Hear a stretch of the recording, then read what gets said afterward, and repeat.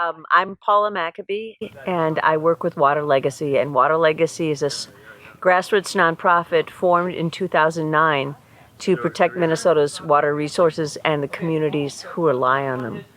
And I'm here now at the confluence of the South Partridge River and the Partridge River. A group of us took a canoe trip yesterday all the way up to the site at the headwaters of the Partridge, where PolyMet Corporation is proposing to put a copper-nickel mine. And we came up to the site first to make sure that PolyMet's claims were false. It's not a brownfield site. It's a beautiful, biodiverse site.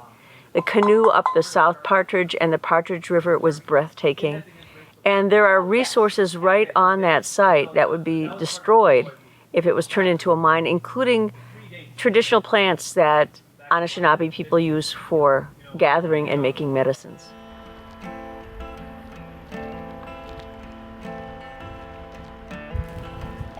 We're here exercising our rights, harvesting medicines in this land, this proposed site of PolyMet mining.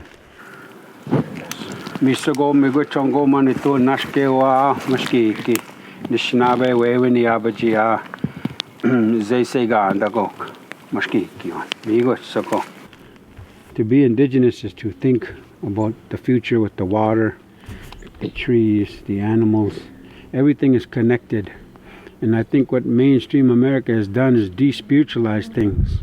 So much so, and even such a way that things have become objects and just things to make money off of and things of this nature. There's no connection there of life.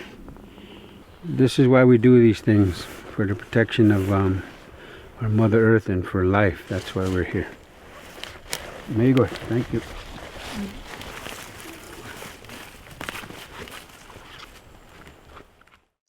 The PolyMet Sulfide mine is far too risky. Every sulfide mine in a water-rich environment like northern Minnesota has spewed out acid mine drainage or toxic metals. For protecting the water, that's 100% failure rate. But in spite of this danger, PolyMet has gotten permits for its mine. And we've recently learned that state and federal agencies were actually in cahoots to cover up the fact that these PolyMet permits are completely inadequate. That's why WaterLegacy, the Fond du Lac Band, and other groups are now fighting to block these permits in court. Minnesota waters need your help.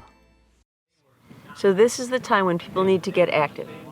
And that means call the governor, write the governor, call your legislators, talk to your neighbors to make sure that everyone realizes that Minnesota's precious waters, our life-giving waters throughout northeastern Minnesota, are now at real risk from copper-nickel mining. And PolyMet is the first proposed mine, and if we don't stop this mine, there is a risk that waters in the Boundary Waters watershed, Lake Superior watershed, Mississippi River watershed will all be contaminated by sulfide mining in Minnesota.